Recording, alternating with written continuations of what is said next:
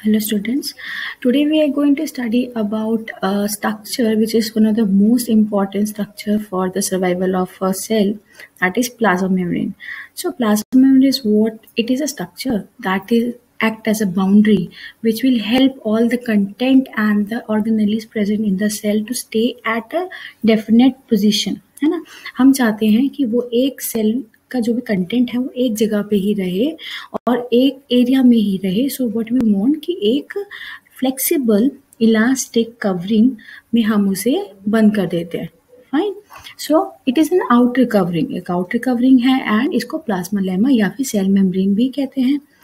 हम इसे कहते हैं कि आइसोलेट करती है इन्वायरमेंट से, but not completely, because completely कैसे कर सकते हैं, बिकॉज अगर ऐसा हो गया तो आपका जो सेल के अंदर वेस्ट है वो बाहर कैसे जाएगा, और जो रिक्वायरमेंट है फूड बाहर है वो अंदर कैसे आएगा। तो वील से कि it does not completely isolate the cell from the environment, because ये परमिट करती है कि आपके कुछ substance like gases like water dissolved आपके substance for example ions, sodium potassium ions, वो आए बट कंट्रोल वे में। बाय सेइंग कंट्रोल वे मतलब, कंट्रोल वे का मतलब होता है बेटा कि जब रिक्वायरमेंट हो तब, ऐसे नहीं कि कभी भी आ जाए। फाइन, सो इस मेम्ब्रेन को आप सिलेक्टिवली परमिएबल कहते हैं या डिफरेंशियली परमिएबल कहते हैं। This is one of the most important point, because cell wall में जब हमने पढ़ा था बेटा, सेल वॉल में सेमी परमिएबल है but as per the size. अगर पोर साइज में से बड़ा मॉलिक्यूल निकलना चाहे, पोर साइज से बड़ा, तो वो नहीं निकल सकता, बट अगर छोटा निकलेगा वो निकलने देगा। तो semi permeable but on the basis of the size of the molecule that is passing। But यहाँ पे as per the requirement, if cell को रिक्वायरमेंट है ही नहीं है तो वो कभी भी नहीं किसी चीज को अंदर आने देगा। ठीक है, अगर वो चाहता है कि वेस्ट बाहर जाना चाहिए तभी वो ज्यादा जाएगा, अगर वेस्ट की कंसंट्रेशन अंदर ज्यादा होगी वो तभी बाहर जाएगा। फाइन, और अगर फूड बाहर ज्यादा है और सेल के अंदर कम है तो वो आने देगा फूड को। ठीक है, इस थिकनेस है 7 mm। ठीक है, by saying 7 mm it means 7 × 10⁻³ metres and it is flexible. अब फ्लेक्सिबल तो हो गई, फ्लेक्सिबल होगा बिकॉज अभी कोई चीज जब सेल की बाहर से अंदर आएगी तो ओवरऑल सेल का जो साइज होगा वो बढ़ेगा। कोई खाना या भी कोई गैस है, if it is coming from outside then cell will increase is size, और अगर सेल के अंदर से कोई चीज बाहर जाएगी तो cell will decrease is size. तो प्लाज्मा मेम्ब्रेन फ्लेक्सिबल होता है और वो अलाउ करता है कि कोई चीज बाहर जाए या अंदर आए, और उसकी वजह से वो अपना साइज भी चेंज करता है और शेप भी चेंज करता है। So right now we are starting about this cell membrane. ठीक है, it is an outer covering, see this is an outer covering of animal cell. Fine, by when I say animal cell, because plant cell के अंदर सबसे outer covering होती है cell wall, उसके बाद आती है प्लाज्मा मेम्ब्रेन और सेल मेम्ब्रेन और प्लाज्मा लेमा आता है। बट एनिमल सेल में सबसे बाहर outer covering will be of cell membrane. Fine, so next is structure, it is made up of phospholipids. ठीक है, फॉस्फोलिपिड मतलब फॉस्फेट एक ग्रुप होता है और एक लिपिड जो फैट्स के होते हैं उनसे मिला होता है। इसमें कुछ प्रोटीन्स भी होते हैं, इसमें कोलेस्ट्रॉल भी होता है, इसमें पॉलीसेक्राइड्स भी होता है। Now what are polysaccharides? Polysaccharides होते हैं बेटा बहुत सारे कार्बोहाइड्रेट जब मिल के एक बहुत बड़ा पॉलीमर बनाते हैं, एक चेन बनाते हैं, तो उसको पॉलीसेक्राइड्स बोलते हैं। Poly means many and saccharides mean sugar. अगर कार्बोहाइड्रेट को आप शुगर्स भी कहते हैं, अगर बहुत बड़ी चेन बन जाएगी तो उसे पॉलीसेक्राइड बोलेंगे। For example your starch, cellulose. Fine, इसमें कुछ प्रोटीन्स होते हैं जो एम्बेडेड होते हैं। एम्बेडेड मतलब धसे होते हैं, फिक्स हुए होते हैं, फंसे होते हैं। या तो वो कम्प्लीटली होगा, ठीक है, या तो कम्प्लीटली होगा या इनकम्प्लीटली होगा, तो इनको इंट्रिंसिक प्रोटीन्स कहते हैं।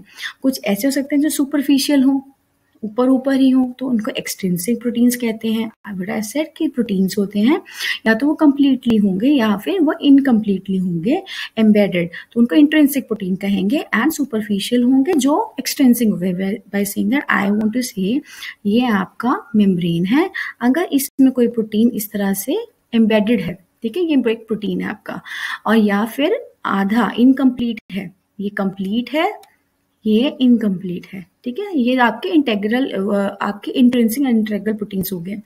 इफ आई से कि इस तरह से हो गया आपका बाहर की तरफ, दिस इज एक्सट्रिंसिक प्रोटीन, कि आपके मेम्ब्रेन के अंदर नहीं है, वो ऊपर के ऊपर मतलब सुपरफिशियल है। फाइन, ये जो हमने स्ट्रक्चर पढ़ा, ये स्ट्रक्चर दिया गया था बाय सेंगर एंड निकोलसन इन 1972, जिसने उन्होंने बोला था कि इसमें फॉस्फोलिपिड्स हैं, इन चीज़ों से बना हुआ है, और इस मॉडल को नाम दिया गया था फ्लूइड मोज़ेक मॉडल, और ये one of the best model था प्लाज्मा मेम्ब्रेन के ऊपर। हियर यू कैन सी कि इसके पास मेम्ब्रेन के पास कुछ पेरिफेरल प्रोटीन्स हैं जो एक सुपरफिशियली आपको मिलेंगे, देन आपके पास फॉस्फोलिपिड्स हैं जो इसका मेन कंपोनेंट है, कुछ ऐसे इंटेग्रल प्रोटीन है, देखो जैसे ये इनकम्प्लीटली एम्बेडेड है, ये कम्प्लीटली एम्बेडेड है, आपके पास बाइलेयर है, that is 1 and this is 2, 2 layer है, 2 लेयर का सिस्टम है। कुछ ग्लाइकोलिपिड्स होते हैं जिसमें ग्लाइकोलिपिड से फैट एंड जो कार्बोहाइड्रेट होते हैं, अगर जब दोनों मिले तो उनको ग्लाइकोलिपिड्स कहते हैं। कुछ ग्लाइकोप्रोटीन्स होते हैं, प्रोटीन एंड कार्बोहाइड्रेट का जब मिल के बनाते हैं। देन कुछ साइटोस्केलेटन फिलामेंट्स होते हैं, ये भी आप लेटर आप चैप्टर में पढ़ेंगे कि साइटोस्केलेटन एक पूरा अंदर का फ्रेमवर्क होता है, जैसे हमारे स्केलेटन मसल्स होते हैं बिल्कुल वैसे ही ये साइटोस्केलेटन एक सेल के अंदर फिलामेंट्स होते हैं, कुछ प्रोटीन बेस्ड होते हैं। ये कोलेस्ट्रॉल होता है embedded, that is in the lipid bilayer embedded है। ये भी प्रोटीन के कुछ चैनल्स हैं जिसमें कोई चीज़ अंदर आ सकती है या फिर वो बाहर जा सकती है, कोई भी ये टनल्स हैं, इनमें से कोई जा सकता है। एंड ये I have told you phospholipids है। हाँ, सो बेटा ये है आपका एक प्लाज्मा मेम्ब्रेन का स्ट्रक्चर जिसमें you can C 2 layers of phospholipid. This is phospholipid, this is 1 phospholipid जो एक यूनिट है किसी भी सेल मेम्ब्रेन को बनाने के लिए। And in this you can C this is first layer and this is second layer, that's why it is known as bilayer. And all the blue one are your proteins which are embedded. This protein is completely embedded, this one is incomplete embedded, and this is superficial or peripheral membrane protein. And you have some skeleton fibers which are made up of protein which provide the framework for the cell, and cholesterol which allow the fluidity and controls the cell functioning during change in the temperature. Then you have glycolipids. Glycolipids are when carbohydrates are attached with the lipids, and glycoproteins in which proteins are attached with the carbohydrates. So as per the fluid mosaic model, let's study the structure of the plasma membrane. As I've told you, it is made of phospholipid, cholesterol and proteins. They move freely and fluidly in the plane of the plasma membrane, that these proteins can move freely, and that is protein and ये जो भी आपके होते हैं they continuously they are sliding, they are showing the movement. Protein are embedded as I told you completely, incompletely, intrinsic and जो which float in the phospholipid layer, और superficially जिनको extrinsic कहते हैं वो outer या inner surface पे रहती है। फ्लूइड मोज़ेक मॉडल में आपके मेन कंटेंट यही है phospholipid, cholesterol and proteins. Proteins में you have intrinsic and extrinsic. Extrinsic जो होता है वो सुपरफिशियल रहता है, बाहर की तरफ रहता है, एक्सट्रिंसिक जो होता है वो फ्लोट करता है। अब एक्सट्रिंसिक प्रोटीन्स को एक लाइन के थ्रू अच्छे से एक्सप्लेन कर सकते हैं। जैसे एक्सट्रिंसिक ऐसा दिखता है कि जैसे iceberg floating in sea of lipids, sea of lipids है जिसमें आइसबर्ग फ्लोट कर रहा हो ना। फॉस्फोलिपिड्स, फॉस्फोलिपिड बाइलेयर में कैसा होता है, फॉस्फोलिपिड में एक एंड तो आपका होता है हाइड्रोफिलिक। हाइड्रोफिलिक का मतलब वाटर लविंग, एंड उसमें फॉस्फेट एंड होता है, फॉस्फेट ग्रुप होगा। सेकेंड इज हाइड्रोफोबिक जो वाटर फेरिंग होता है, उसमें आपका लिपिड होता है। As you all know lipid is a type of fat, और फैट हमेशा पानी से दूर भागता है, तो ये जो टेल होती है ये हमेशा पानी से दूर भागती है। तो फॉस्फोलिपिड में एक ऐसा पार्ट जो है अच्छा लगता है जिसको वाटर में रहना, दैट इज ये फॉस्फेट एंड दूसरा होता है हाइड्रोफोबिक जिसमें लिपिड टेल होती है और वाटर फेरिंग होती है। So here we can see that कि in each layer of plasma membrane you have one hydrophobic and in each phospholipid and एक लिपिड टेल होती है। तो बाइलेयर है तो बाइलेयर में हर एक फॉस्फोलिपिड में आपको ये 2 एंड्स मिलेंगे विच आर ओरिएंटेड इनवर्ड्स, है ना। एंड हाइड्रोफिलिक जो होगा, जो लिपिड का आपका जो है वो इनवर्ड रहेगा हमेशा, एंड हाइड्रोफिलिक जो होगा that is the phosphate group containing that will be aligned so that it face outwards. I am saying कि ये आपका एक फॉस्फोलिपिड है, ठीक है। फॉस्फोलिपिड है, इसमें इस तरह से बने होते हैं कि दो बाइलेयर है, आपका फॉस्फेट एंड तो हमेशा टुवर्ड्स द आउटर पार्ट रहे, ठीक है। This is your medium, suppose this is inside of medium, ठीक है, inside cell and this is outside cell. तो यहाँ पे भी वाटर कंटेंट होगा, यहाँ पे भी वाटर कंटेंट होगा। तो फॉस्फेट तो वाटर लविंग है, इसको कोई प्रॉब्लम नहीं है, ये वाला फॉस्फेट भी वाटर लविंग है, कोई प्रॉब्लम नहीं है।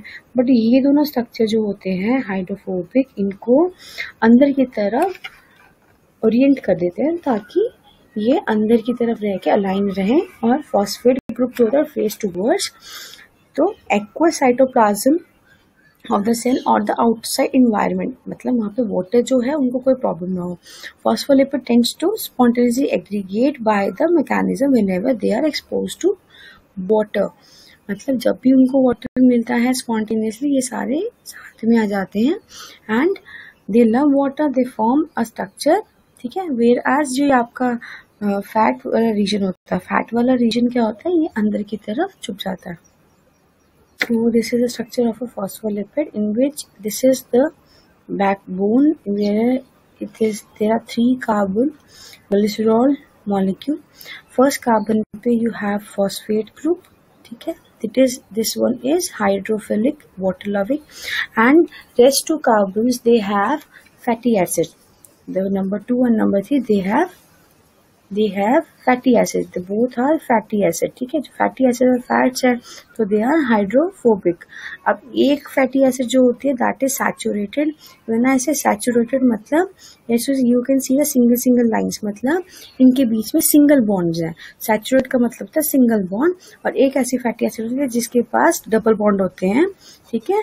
double bond मतलब ये you can see ये सीधी नहीं आई, ये थोड़ा सा slightly divert कर गई है, ये इसका डायरेक्शन हो गया। इंस्टेड ऑफ आपका सैचुरेटेड बिल्कुल स्ट्रेट है, और unsaturated because of the presence of the double bond, double line you can see double bond, this one ये थोड़ा सा डाइवर्ट कर गया। तो ये एक स्ट्रक्चर है एक फॉस्फोलिपिड का। मैंने क्या बोला, आपका बैकबोन होता है ग्लिसरॉल का, जिसमें पहली कार्बन के साथ लगा होता है फॉस्फेट, 2 कार्बन के साथ लगा होता है फैटी एसिड। फैटी एसिड वाला पार्ट है फोबिक, फैट्स फोबिया होता है, उनको पानी से दूर भागते हैं। और जो हिस्सा आपका रहेगा ये फॉस्फेट का, ये कार्बन्स का, ये होता है हाइड्रोफिलिक, इनको they are water loving. And दो rest 2 carbons they have fatty acids, fats का एसिड्स हैं, एक सैचुरेटेड है जिसमें सिंगल बॉन्ड है और एक अनसैचुरेटेड है जिसमें डबल बॉन्ड होता है। Function of plasma membrane, function अब क्या है कि ये शेप एंड फॉर्म मेंटेन करके रखता है।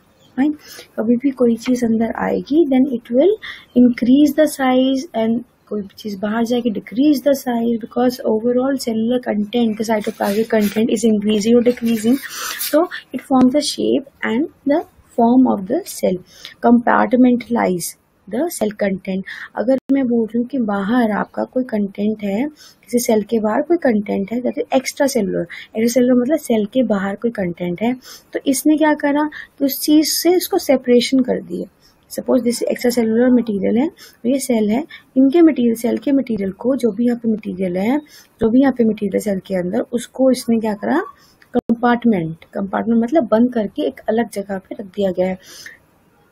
Then selectively permeable, as I've told you, as per the requirement only the things can enter, and if a cell wants to throw nitrogenous waste out, so it will allow only the nitrogenous waste or the unnecessary or unwanted parts to go outside.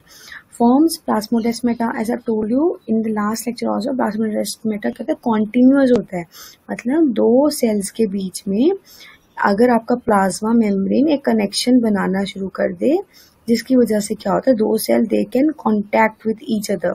सो ये connection जो होता है 2 cell के बीच में, they are called plasmodesmata. Now they can contact with the help of, they have continuous flow of cytoplasm, जो उनको help कर सकता है in the exchange between the 2 cells. Tissue formation में हेल्प करता है, बिकॉज बहुत सारे सेल मिलेंगे एंड उनकी सबकी अपनी अपनी प्लाज्मा मेम्ब्रेन होनी चाहिए ताकि वो उनकी डेफिनेट शेप में स्ट्रक्चर मेंटेन रहे, and they form a tissue and organelles formation. Then transport across plasma membrane. Transport मतलब membrane के आर पार क्या जाता है, membrane provides channels, ठीक है, कोई चैनल्स होते हैं, तो प्रोटीन के चैनल्स होते हैं जो उनको ट्रांसपोर्ट करने में हेल्प करते हैं। देन सेल एक्सचेंज करता क्यों है? हेमोस्टैसिस के लिए। कभी भी कोई सेल है वो हमेशा चाहता है उसके कांस्टेंट कंडीशंस रहे, बट वो होता नहीं है, क्योंकि हमेशा एक्टिविटी होती रहती है, एनर्जी यूज होती रहती है, कभी न कभी वेस्ट बनता रहता है, तो उसको चाहिए हमेशा अपनी पसंद की कंडीशन। तो कांस्टेंट कंडीशन चाहिए उन्हें, इवन दो बाहर कुछ भी हो रहा हो, बाहर की कंडीशन कैसी भी हो, ठीक है, वो चेंज हो रही हो। अलाउ सिलेक्टेड मटेरियल टू पास, ये तो हमें पता है सेमी परमिएबल है, तो विटामिन को अलाउ करता है, गैसेस को, वाटर को, सॉल्ट्स को, फूड को, हार्मोन्स को, क्योंकि इनको मेटाबॉलिक एक्टिविटी करवानी है, तो ये सब इनके रॉ मटेरियल से चाहिए। Then remove unwanted material, as I told you nitrogenous waste है, नाइट्रोजनस वेस्ट है तो उनको उन्होंने बाहर निकालना है, चाहे आपकी गैसियस चीज है, जो आपकी कार्बन डाइऑक्साइड जो आप रेस्पिरेशन में यूज करते हैं, है ना, रेस्पिरेशन में ऑक्सीजन को यूज करके फूड की ऑक्सीडेशन करने के बाद आपको CO2 मिलती है जो आपको बाहर थ्रो करनी है, तो प्लाज्मा मेम्ब्रेन उसमें भी हेल्प करता है। Then there are 3 mechanism of transportation. First is active transportation. When I say active, तो इसका मतलब there is use of ATP molecule, that is energy currency. Then it is a fast process, और ये आपको use होगा in glucose, ions and amino acids के लिए, ठीक है। And passive transport where no ATP is required. जब ATP required नहीं तो ऑब्वियसली स्पीड क्या हो जाएगी? स्लो, ठीक है। Depends upon the concentration gradient. Concentration gradient ये होता है बेटा कि अगर कोई एक मेम्ब्रेन है, ठीक है, मेम्ब्रेन है, यहाँ पे कोई क्वांटिटी कम है, ठीक है, और यहाँ पे क्वांटिटी कोई ज्यादा है, ठीक है, तो ये ग्रेडियंट होगा, एक जगह कम एक जगह ज्यादा, ठीक है। तो हमेशा ज्यादा से वो चीज कम की तरफ ट्रैवल करने की कोशिश करेगी ताकि इक्विलिब्रियम आ जाए। इक्विलिब्रियम मतलब क्या? कि यहाँ पे भी इस मेम्ब्रेन के दोनों साइड पे आपको इक्वल कंसंट्रेशन मिलने लग जाए, मतलब इक्वल है, जो भी आपके पार्टिकल्स हैं वो इक्वल आ गए, इक्वल आ गए, तो यहाँ पे फ्लो जो आपका हो रहा होगा, फ्लो ये आपका रुक जाएगा, there will be no flow. जब तक ये आपको सिचुएशन नहीं मिलती इक्वल वाली, तब तक ये फ्लो करता रहेगा, ठीक है। तो कंसंट्रेशन ग्रेडियंट ये होता है। देन द बल्क ट्रांसपोर्ट क्या होता है? बल्क ट्रांसपोर्ट की लार्ज मॉलिक्यूल जब आप इनको ट्रांसपोर्ट करते हो, मैक्रो मॉलिक्यूल्स जैसे प्रोटीन, बड़े बड़े प्रोटीन्स, कार्बोहाइड्रेट्स, अगर आपको एक से दूसरी जगह लेके जाने हैं तो ये अंदर या बाहर जाएंगे, लेकिन बल्क ट्रांसपोर्ट से जाएंगे।